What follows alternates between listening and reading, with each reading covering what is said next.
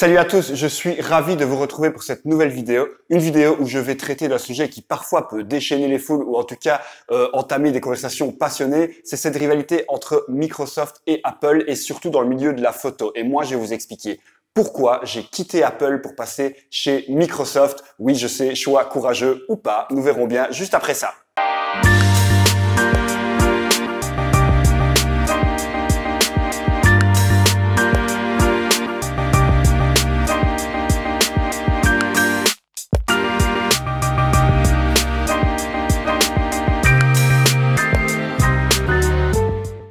Voilà, avant toute chose, petite règle de politesse pour ceux qui ne me connaissent pas encore, je m'appelle Karim, je suis photographe de portrait équipé en Fujifilm et je vous invite à aller voir mon travail sur mon compte Instagram EKS Création, vous trouvez le lien juste ici en dessous.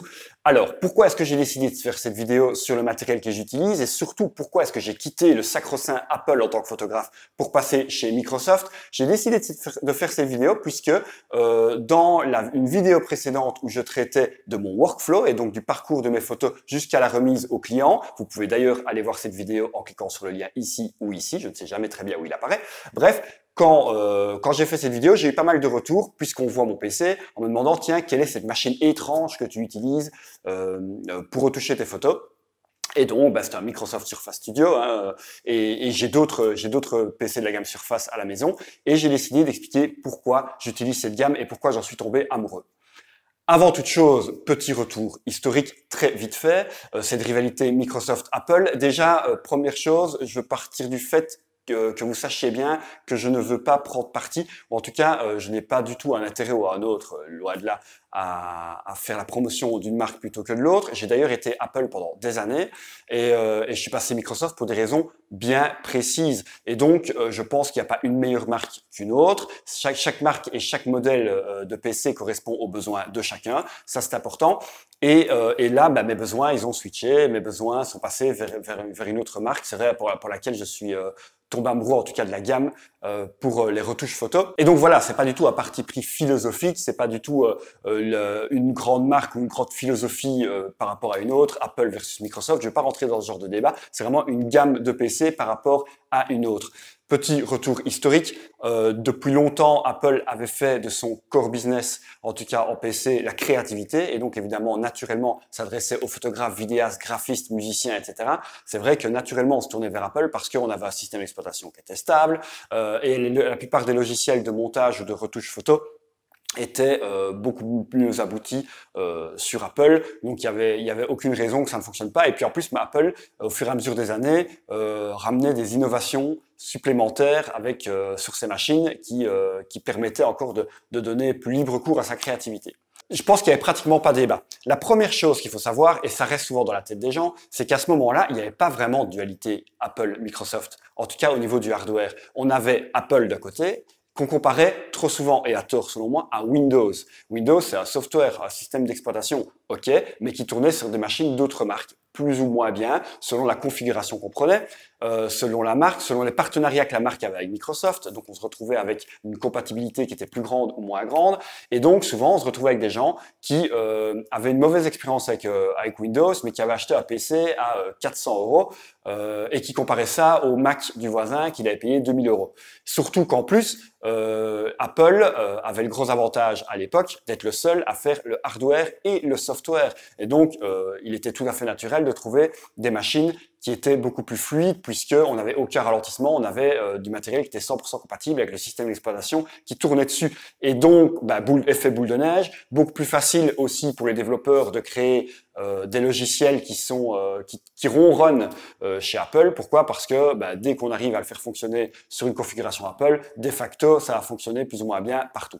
En face de ça, on a Microsoft qui, lui, est vraiment un fournisseur de software avec en premier Windows et puis Office et bien d'autres, et qui fournissait d'autres marques. Et on peut pas rendre responsable Microsoft de la compatibilité plus ou moins de son système d'exploitation sur les machines de constructeurs tiers. C'est ça qui est important à savoir. Et donc, Microsoft a une mauvaise image avec ses plantages, ses écrans bleus, etc. Ça arrivait chez plein de gens avec Windows, mais sur des machines qui n'étaient pas estampillées Microsoft. Il faut bien s'en rendre compte. Il y avait des partenariats commerciaux, je ne dis pas, mais en tout cas, Microsoft ne fabriquait pas la machine. Ça, c'est très important. Microsoft essayait juste de faire un système d'exploitation compatible avec des millions de configurations différentes. Il faut quand même bien se rendre compte de ça. Et donc, la comparaison, pour moi, ne se faisait pas. Et à ce moment-là, j'étais effectivement chez Apple.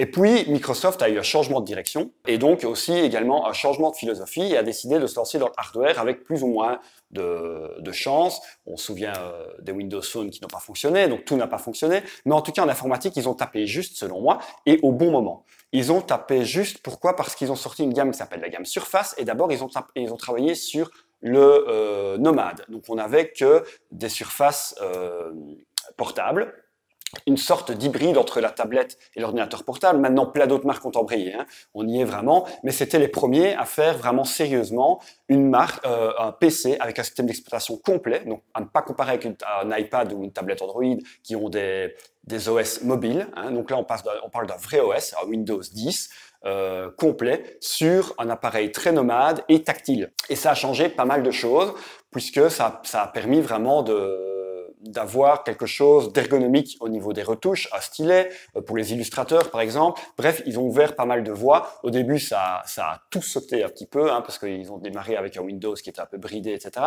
Puis ils ont vite compris qu'ils devaient faire des surfaces avec un Windows complet. La sortie de Windows 10 a été vraiment un grand moment chez Microsoft parce que ils ont vraiment décidé de faire un système intégré avec un Windows 10 sur toutes leurs machines et un peu comme un Mac OS X ou Mac OS 10, ça dépend comment vous le dites, mais voilà, c'est un peu à l'image d'Apple, hein, où on a maintenant un OS chez Microsoft qui va continuer à évoluer. On va arrêter de sortir des nouveaux Windows toutes les X années. Là, on a Windows 10 qui va surtout se moduler et qui va continuer à être de plus en plus adaptable sur différents types de devices. Et donc, Microsoft lance cette gamme.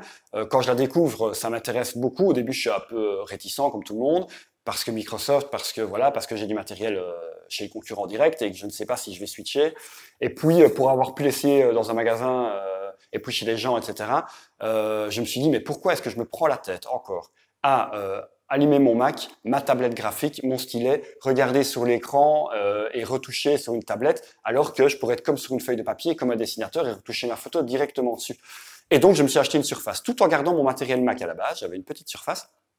Et au fur et à mesure, j'ai pu utiliser mon Mac, de plus en plus. Et ma Surface Pro, je la baladais un peu partout, puis je l'ai prise en mariage, j'ai commencé à faire des retouches directement sur les événements, etc. Et je voyais que ça fonctionnait très très bien. La seule chose qui me manquait, c'est vrai, c'est que je n'avais pas d'ordinateur de bureau. Et parfois, j'aime bien aller travailler sur un grand écran. Donc, j'avais pris un adaptateur qui me permettait de relier ma Surface sur un écran de bureau avec un clavier et une souris. Mais bon, c'était une solution de secours, ça fonctionnait bien, mais on n'était pas encore vraiment au niveau d'un vrai ordinateur de bureau. Et je pense qu'à ce moment-là, Apple avait encore un avantage qui était l'iMac que Microsoft n'avait pas. Et il y a 2-3 ans de ça, Microsoft a répondu à boulet rouge avec le Microsoft Surface Studio qui est sorti et qui en fait est pour moi comme photographe l'iMac killer puisqu'on a plus ou moins le même format, un très grand écran, mais un écran Pixel Sense qui est complètement tactile. Et cette charnière amovible qui permet de directement l'utiliser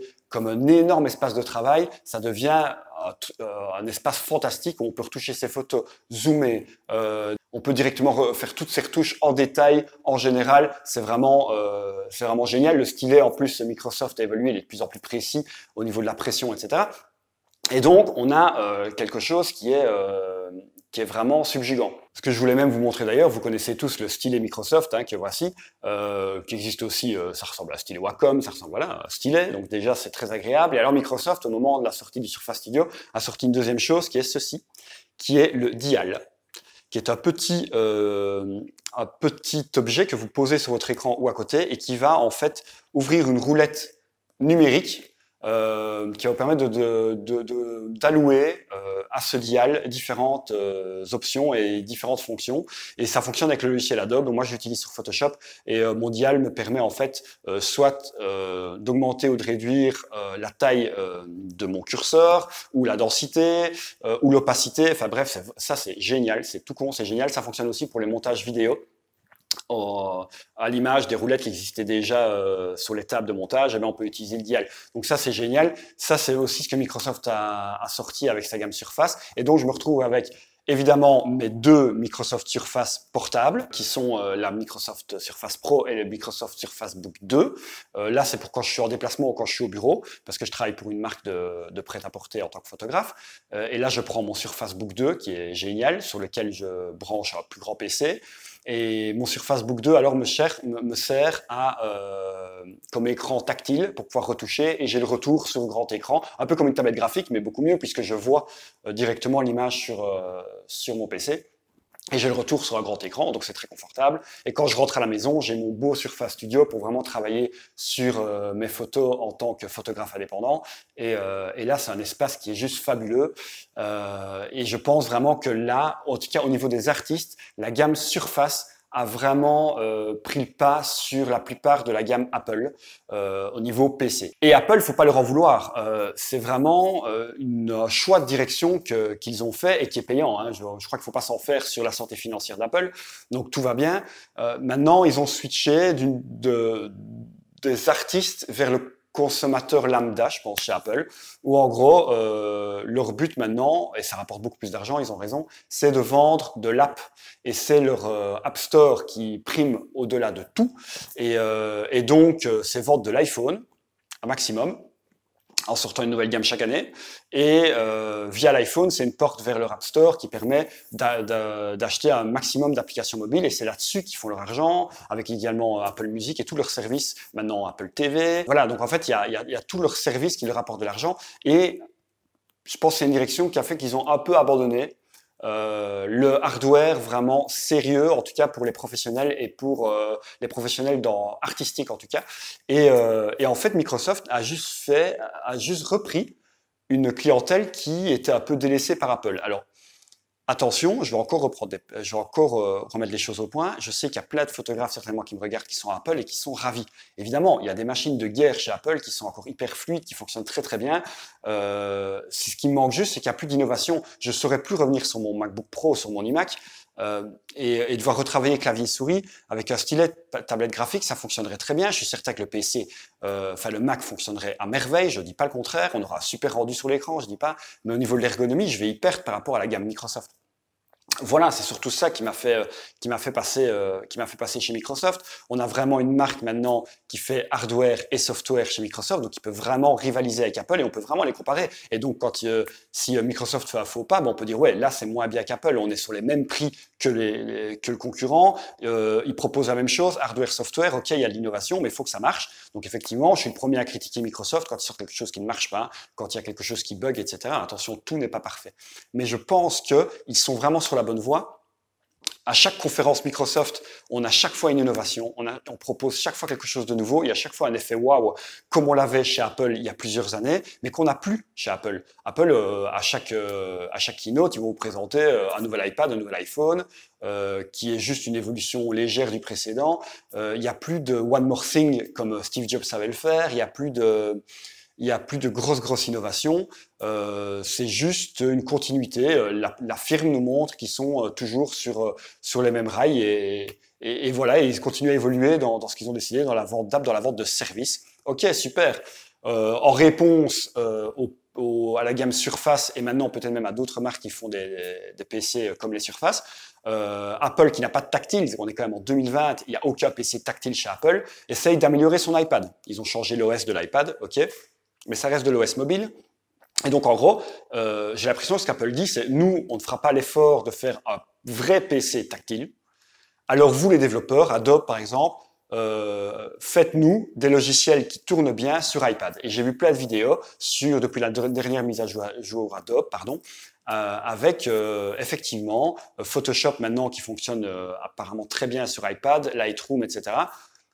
Ok, je dis pas, j'ai pas essayé, donc j'ai pas du tout envie de comparer, mais les photographes qui vont utiliser l'iPad de manière tactile pour retoucher leurs photos, je suis pratiquement certain qu'ils ont quand même un MacBook Pro à la maison pour pouvoir finir les retouches, pour pouvoir faire des travaux plus importants. Donc ils se retrouvent avec deux machines. Donc en fait, Apple nous vend deux machines pour pouvoir faire ce que Microsoft fait avec une seule machine en gros. Parce qu'avec une Surface Pro ou un Surface Studio, on se retrouve directement avec la même chose, le même service en une seule machine. Donc voilà, je pense que pour le moment, l'avantage est chez Microsoft. Cette vidéo, je vais pas la durer beaucoup plus longtemps, c'était vraiment mon avis. Donc pour répondre déjà aux gens, ben voilà, le PC que vous voyez dans la vidéo, c'est le Microsoft Surface Studio. Première génération, la génération 2 est sortie. Vous pouvez aller voir les conférences Microsoft d'ailleurs en ligne sur leur site par exemple et en savoir plus. J'ai le Microsoft Surface Book 2, pardon, qui lui est vraiment leur PC portable le plus puissant avec une charnière en métal, avec une carte graphique supplémentaire dans le clavier, etc. Ça se permet vraiment de faire du travail professionnel à l'extérieur. Et puis j'ai ma Surface Pro qui me permet de faire des retouches rapides en événements ou sur les mariages par exemple. Donc voilà les trois surfaces que j'ai à la maison. Et pour le moment, ben, dans ce que je vois qu'annonce Microsoft de plus en plus, la mise à jour de Windows 10 et les différents matériels et devices que Microsoft annonce, je pense que je ne suis pas prêt en tout cas de changer maintenant. Mais pourquoi pas? Tout peut arriver. Je reste ouvert. Je suis toujours attentif à ce qu'Apple fait parce qu'Apple m'a apporté énormément de satisfaction pendant des années et je suis pas marié à une marque. Et ça se trouve un jour, quand il s'agira de changer mon matériel, je regarderai ce qu'Apple fait et si Apple me séduit, je switcherai. On n'est jamais attaché à un matériel, ça c'est important. Ce qu'il faut, c'est utiliser un matériel qui correspond le mieux à son travail et qui va avoir le meilleur rendu et surtout qui va vous faciliter la vie. Et pour le moment, c'est Microsoft qui me facilite la vie, simplement. Voilà, j'espère que cette vidéo vous a plu. Elle était un peu rapide. Ça servait à rien non plus de rentrer dans la technique. Il y a plein de youtubeurs et de vidéos qui testent les matériels. Donc, si vous voulez voir des tests Apple, vous avez plein de chaînes qui le font, des tests Microsoft également. Il y a plein de youtubeurs qui l'ont fait. Donc, allez-y si vous voulez vous renseigner. Justement, YouTube et d'autres plateformes et les réseaux sociaux sont faits pour ça. Donc voilà, si vous aimez la photographie, le portrait, si vous aimez Fujifilm, puisque je suis utilisateur Fujifilm et que vous voulez des trucs et astuces sur la pratique de la photo ou la retouche, eh bien, abonnez-vous à ma chaîne, ça me ferait super plaisir. N'oubliez pas d'aller voir ce que je fais sur mon compte Instagram EKS Création. Le lien est juste en dessous. Ici sur YouTube, vous pouvez aussi actionner la petite cloche pour être mis au courant des prochaines vidéos. Il y en a pas mal en préparation pour le moment, donc ça va vite bouger. Merci encore beaucoup de me suivre. N'hésitez pas à réagir aussi. Je sais que c'est un sujet passionné, Microsoft, Apple, un peu comme Android, iOS ou Xbox PS4. N'hésitez pas à réagir là-bas en dessous, pour pas que ça devienne une guerre dans les commentaires, mais chaque avis est vraiment le bienvenu. En tout cas, à très bientôt, j'espère. Merci à vous. Salut!